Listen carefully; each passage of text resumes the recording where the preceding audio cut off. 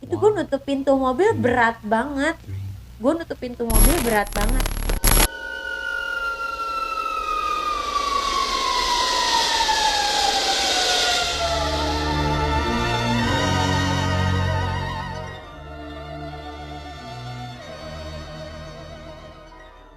Gue bilang turun dulu, dia bilang nggak bisa, saya buru-buru, saya harus tutup brankas, dia bilang gitu. Akhirnya gue ya udah hati-hati di jalan.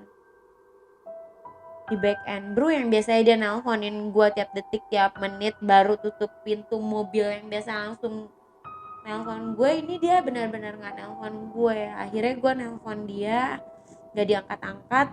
Selama 12 kali gue nelpon dia nggak diangkat-angkat, akhirnya diangkat dulu sama dia telepon gue, diangkat dengan gue marah-marah. Emang udah watak gue sama dia selalu netting, dan dia pun kayak gitu sama gue. Gue nggak tahu kenapa dia nggak bisa nelpon gue. Memang keadaan lagi hujan deras, diangkat telepon gue dengan dia bilang bawa handphonenya di dalam tas, dia nggak keluarin handphone. Gue cuma jawab, dan posisi lagi hujan deras, dia bilang, dan gue cuma jawab, lu biasanya hujan deras, petir, apapun itu lu selalu nelpon gue, lu kenapa nggak nelpon gue? Lu sampai mana? Lu udah di mana? Lu ngapain aja? Dia cuma jawab, sayang hujannya deras banget, aku udah sampai Sentul. Gue cuma bilang, lu bohong kali, lu sampai mana? Gue bilang gitu. Dia jawab, enggak, aku udah sampai Sentul, hujannya benar-benar deras. Oh ya udah, matiin aja teleponnya, nanti kalau misalnya udah sampai rumah atau kantor lu video call gue. Dia bilang ya udah iya nak, gak usah dimatiin, soalnya aku udah pakai headset. Gue bilang matiin aja, soalnya hujannya deras, takutnya kamu kenapa-napa. Gak apa-apa, aku udah pakai headset, gak usah, matiin aja. Setelah itu dia bilang, temenin aku aja teleponan.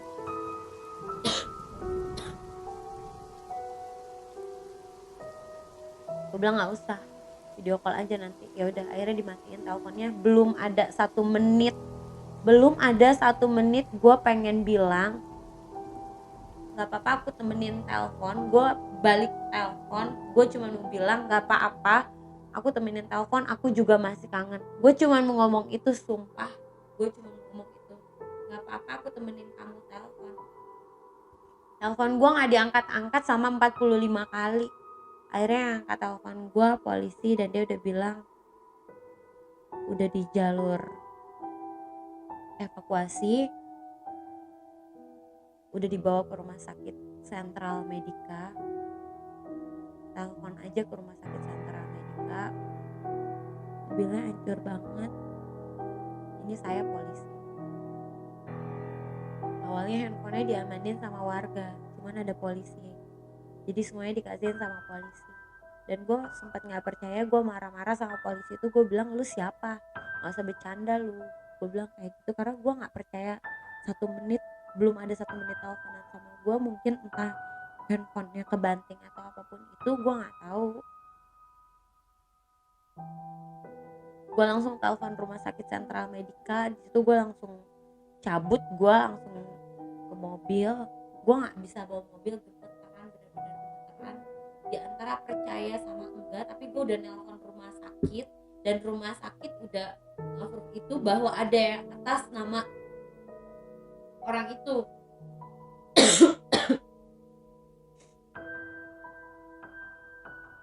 Gue langsung pergi.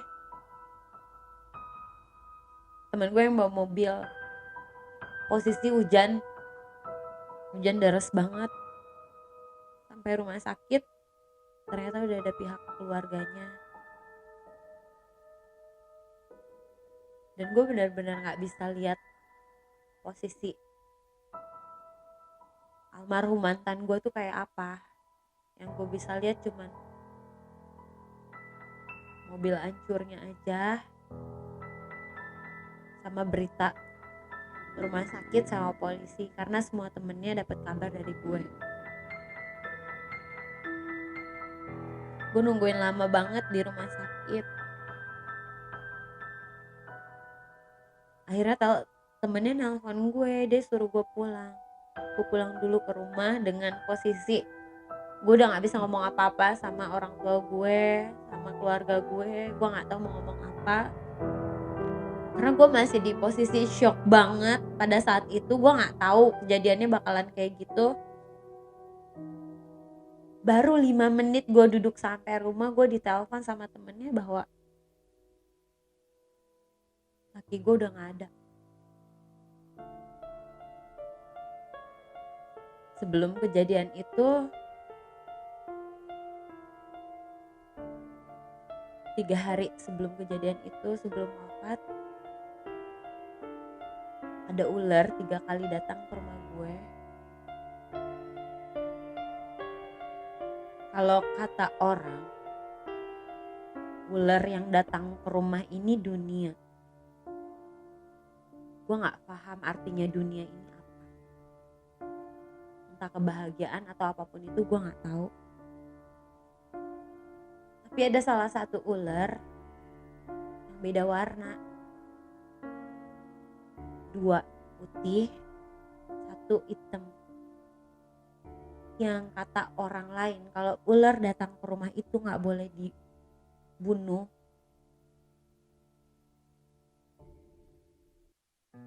Tapi ini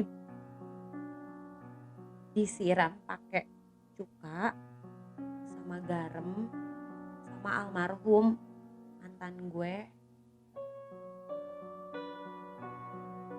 Di tengah rumah mau ke dapur. Jadi rumah gue ini masuk langsung ruang tamu, belakang langsung dapur. Jadi di pintu-pintu yang pas mau masuk ke dapur, tapi ruang tengah juga yang sering dia tidur di situ. Bener-bener dia sering tidur di situ. Ular itu posisinya ada di deket pintu mau masuk dapur. Gue nggak tahu karena gue baru bangun tidur, gue tiba-tiba lihat ular dan gue nggak tahu itu ular itu dari mana.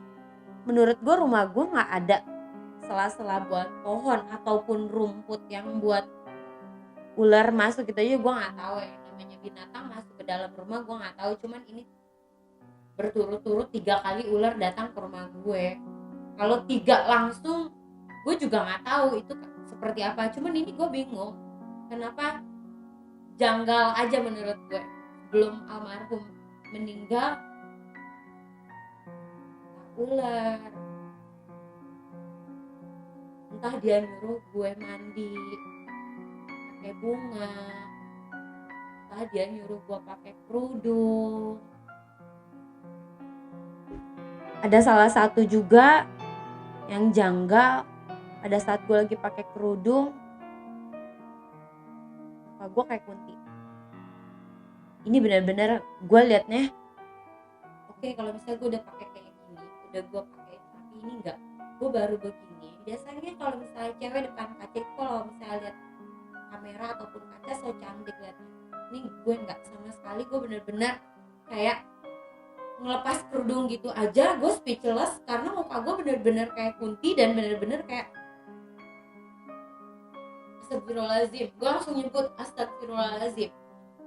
Pakai kerudung putih yang menurut gue itu bukan gue, bener-bener kayak kunti. Dan almarhum mantan gue bilang, enggak sayang, cantik. Bener-bener dibilang kayak gitu, enggak sayang, cantik. Aku baru lihat loh kamu pakai kerudung putih. Oh ya, gue baru inget bahwa mantan gue pada saat gue pakai kerudung putih itu, setelah gue beres pakai kerudung putih itu, gue lagi beresin baju dalam lemari dan gue masukin kerudung putih itu, gue nggak mau ngeliat lagi. Setelah itu dia bilang bahwa gue harus mandi kembang. Entah dia bilangnya buat buang sial atau apapun itu, gue nggak tahu. Setelah beres gue pakai kerudung putih, mantan gue bilang, sayang kamu mandi kembang deh, gak apa-apa buat buang sial aja. Gue langsung kaget, benar-benar kaget. Gue nggak tahu itu sebelum dia wafat dia ngomong kayak gitu.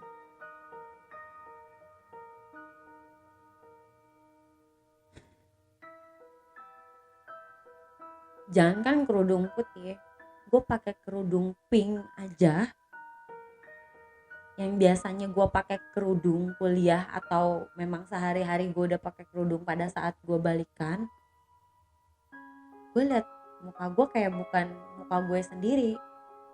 Gue kayak ketakutan lihat muka sendiri.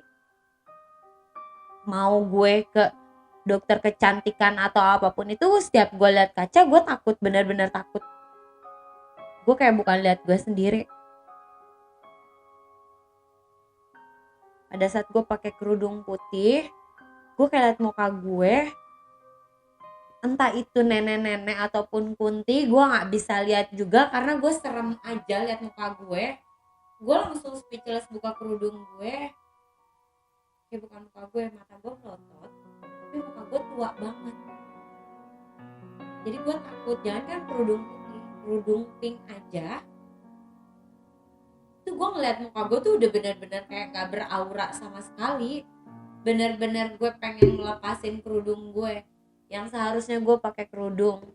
Dan memang udah gue bilang sebelum almarhum meninggal, dan dia juga bilang sama gue harus pakai kerudung terus. Dan gue oke, bukan karena dia tapi karena hati gue.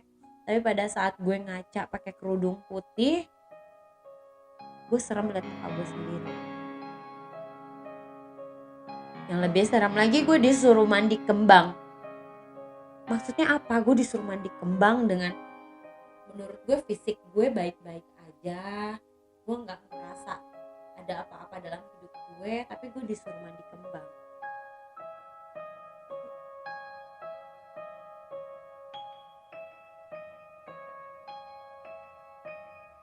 Gak lama setelah 3 hari setelah itu, dia dengan ngomong ini ngomong itu, dia wafat. Dan gue juga gak berpikiran jauh-jauh kemana-mana.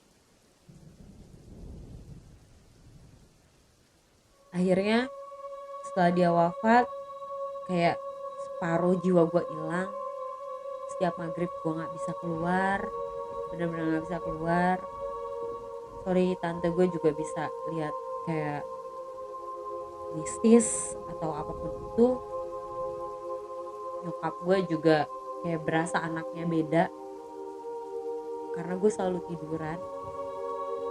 Muka gue kosong, kayak bukan gue. Amarah gue gak kekontrol,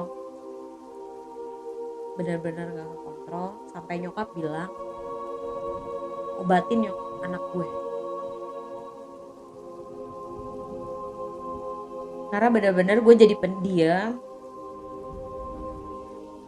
Gue gak mau keluar rumah. Setiap udah maghrib sampai saat ini, gue gak mau keluar rumah setiap udah maghrib. Jadi kalau ngajak gue keluar atau apapun itu, teman-teman gue pasti selalu dari sore. Kalau udah maghrib itu bawaannya mager sampai sekarang.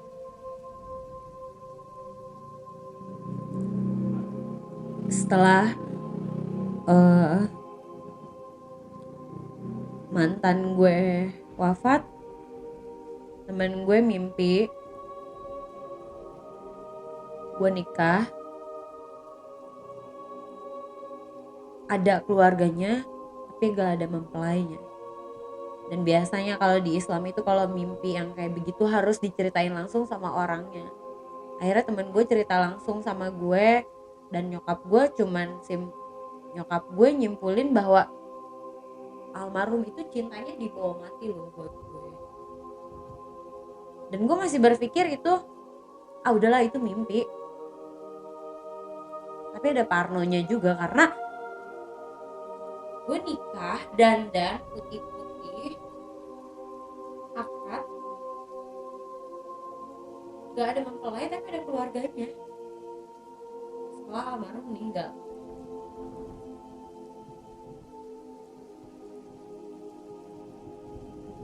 Yang namanya syariat kan boleh kemana aja. Akhirnya gue bergegas diri, kayak gue pengen bangkit loh. Dalam lubuk hati gue tuh gue pengen bangkit loh.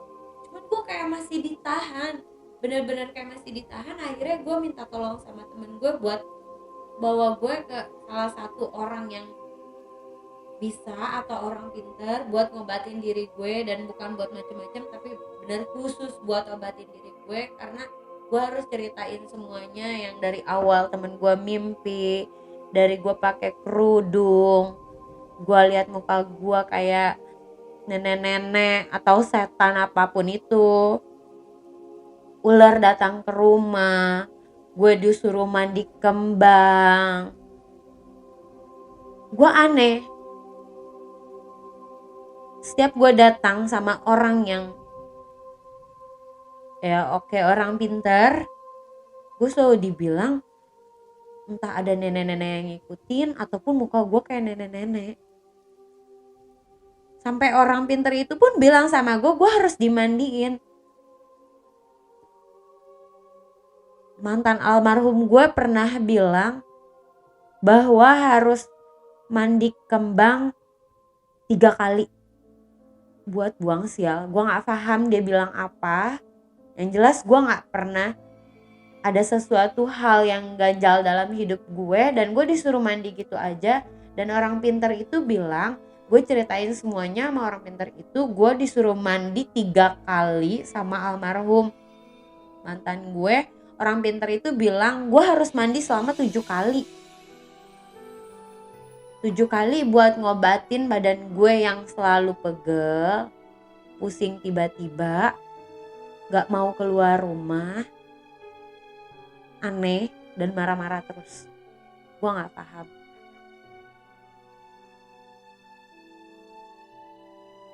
Pada saat almarhum mantan gue meninggal, gue down banget. Sempat gue ketemu sama mantan pacar gue yang 8 bulan ini setelah almarhum wafat. Dan gue bilangin sama dia semuanya bahwa hidup gue pahit. Bukan cuma lu tinggalin, tapi lu ninggalin luka di dalam tubuh gue. Dan dia cuma bisa jawab, aku bisa nikah lagi kok sama kamu. Yang menurut gue gak bisa buat ngancurin rumah tangga lo. Dan gue gak mungkin bisa balik lagi sama lu dengan semuanya yang udah gue laluin. Pahit banget. Dari awal ditinggalin nikah,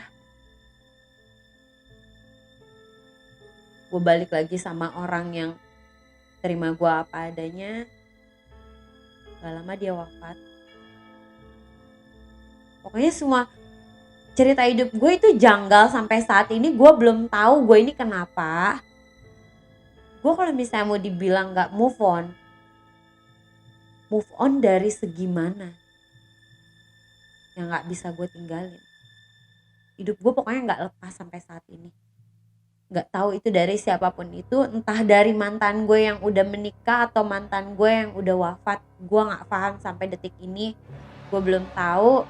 Dan teka-teki mantan gue bisa nikah sampai mantan gue meninggal sampai saat ini gue belum tahu. Itu semuanya terjadi gitu aja. Sampai mantan gue yang udah almarhum meninggal kecelakaan tunggal yang orang bilang bahwa dia banting setir, yang seharusnya posisinya ada di kiri tapi ini ada di kanan. Atas hancur, airbag gak keluar, kanan kena, pinggang otomatis, pinggang kena, tulang rusuk sama ke dada. Mungkin dia punya ada penyakit jantung, tapi itu nggak ada luka luar tapi luka dalam, dan itu pun nggak bisa diketahuin itu apa. Lukanya benar-benar nggak ada sama sekali karena gue juga simpan videonya pada saat dia sakaratul maut. Semuanya itu benar-benar dia kayak nggak kesakitan sama sekali. Gue pulang ke rumah, 5 menit gue duduk tiba-tiba dia meninggal. Gue masih berpikir positif bahwa itu jalan Tuhan. Tapi yang gue anehin, ini mobilnya hancur banget, bener-bener hancur.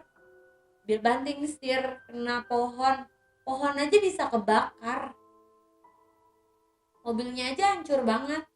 Ini benar-benar dia benar-benar nggak ada darah sama sekali, luka luar benar-benar nggak ada. Yang ada cuma luka dalam, dan itu pun gue nggak tahu itu lukanya kayak apa. Dan gue nggak bisa lihat jenazahnya. Udah 1 tahun dia meninggal sampai saat ini.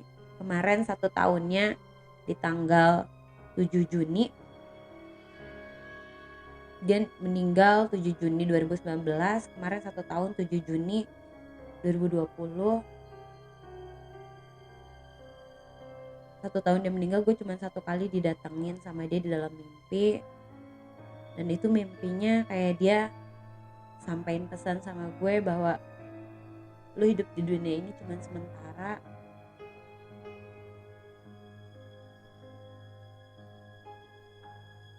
Jadi gue gak bisa bawa semua yang gue dapet.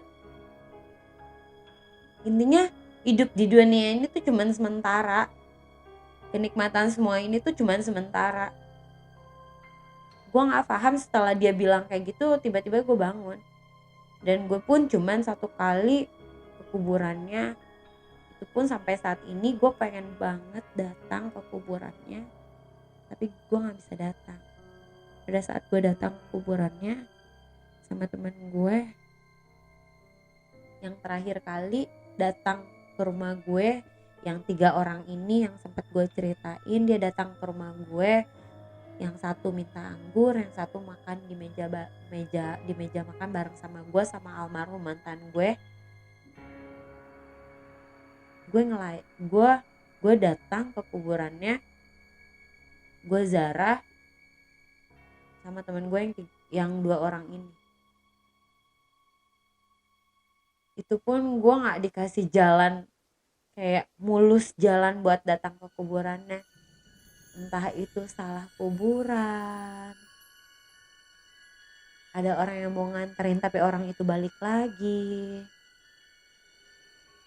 Akhirnya gue nemuin papan namanya dengan temen-temen gue ini. Gue 3 orang datang, jadi gue sama temen gue yang berdua. Jadi gue lihat benar-benar nyari kuburannya itu sendiri. Yang gue sampai teleponin teman-teman deketnya, gue tanya kuburannya deket apa. Temennya bilang bahwa ada yang mau nganterin ke kuburannya, tapi orang itu malah balik lagi gak nganterin gue ke kuburannya. Akhirnya gue cari sama temen gue sempet tabur bunga, gue sempet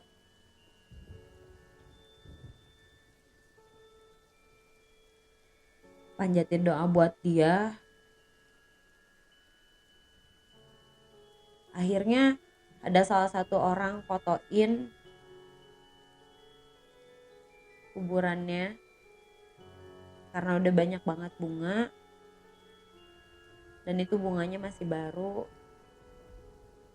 Karena memang gue juga gak bisa buat, jangankan lihat jenazah dia, buat lihat kuburannya sampai saat ini pun gak bisa buat gue. Sebenarnya pengen banget gue datang ke sana, cuman emang gue nggak bisa datang ke sana. Ada salah satu penghalang gue buat datang ke sana. Sampai saat ini gue sedih banget karena niat gue cuman pengen gue ngelepas rindu, apalagi kalau misalnya gue nggak datang ke kuburannya.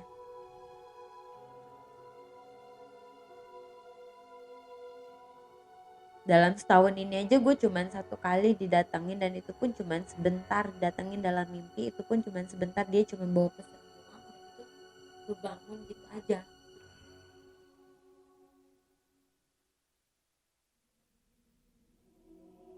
Udah 3 kali gue orang pintar, jawabannya sama, selalu bilang ada nenek-nenek yang ikut sama gue. Jadi dari penglihatan gue kayak nenek-nenek, muka gue kayak Kunti dan kayak gue tua, itu 3 orang pintar itu selalu bilang gak jauh dari nenek-nenek sama Kunti. Udah itu aja, nenek-nenek Kunti, nenek-nenek Kunti. Sampai gue bilang sama tante gue bilang, dan gue nggak minta diobatin sama tante gue cuma bilang, tante, Nana pernah berobat sama orang, katanya ada yang ikutin Nana, nenek-nenek. Ada juga yang bilang Kunti. Nana selalu ditakut-takutin sama hal yang kayak gitu. Tante gue aja sampai bilang, lu dari mana? Lu dari pedesaan mana? Dan dia pun bilang nenek-nenek. Sampai ada salah satu orang pintar di daerah Sentul yang gue datangin, gue disuruh mandi juga sama dia, gue disuruh bolak-balik ke rumahnya.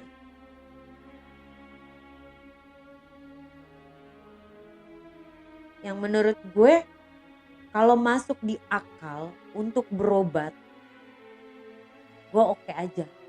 Even dia suruh gue keluarin uang berapapun itu demi diri gue buat ngilangin hal-hal yang menurut gue itu gak wajar, gue mau.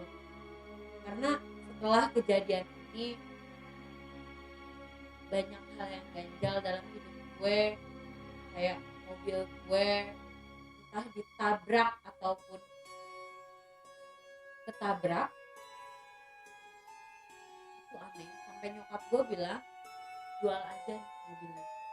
Menurut gue ini gak ada sangkut pautnya dengan itu, tapi ada salah satu.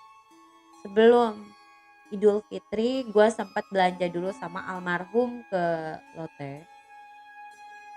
Mobil ini 2 kali kecelakaan. Entah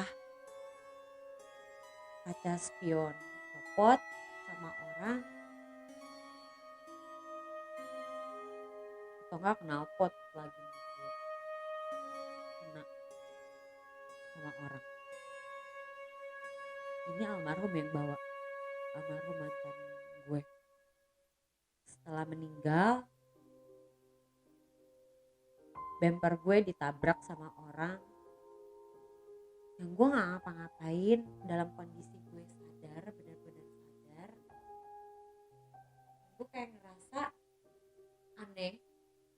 Gue baru keluarin mobil di salah satu kafe di Jakarta, Paley.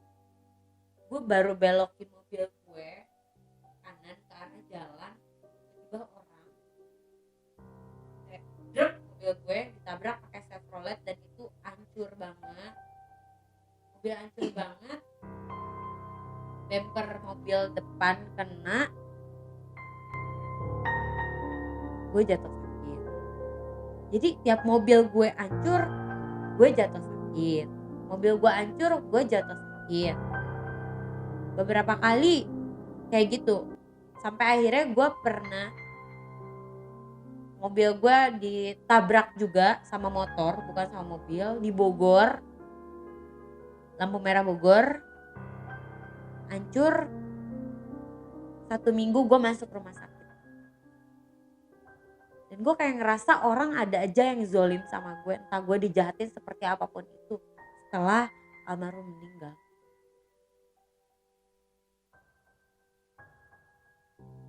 Pokoknya gue gak paham sampai detik ini kenapa gue gak bisa lepas. Dan gue gak bisa kayak ngerasain kayak selama 4 tahun jalin hubungan sama almarhum mantan gue, hidup gue terkekang, benar-benar terkekang. Gak pernah keluar rumah kecuali sama dia, selalu hang out sama temen-temen, tapi selalu ada dia di belakang gue. Pokoknya hidup gue terkekang dan gue jalanin itu ikhlas, benar-benar ikhlas. cuman emosi gue yang gak kekontrol. Jadi gue kayak orang bipolar. Sebelum reda amarah gue harus nyakitin diri gue dulu, marah-marah yang gak karuan, karena gue ngerasa gue gak pernah ngelakuin sesuatu hal yang salah ataupun ngelanggar peraturan yang dia buat gue gak pernah ngelanggar apapun peraturan yang dia kasih buat gue, tapi kayak selalu dipojokin. Dan akhirnya gue bisa pilih orang lain karena gue pengen ngelanjutin hidup gue yang menurut gue buat masa depan, karena sama almarhum mantan gue gak akan mungkin. Tapi kalau sama orang yang 8 bulan jalanin hubungan gue ini mungkin, tapi dia kayak lempar kotoran ke muka gue gitu aja setelah gue udah kasih semuanya. Setelah gue udah ngasih semuanya sama dia, dia tinggalin gue gitu aja demi seseorang yang udah lama dan dia balik lagi. Gue gak pernah.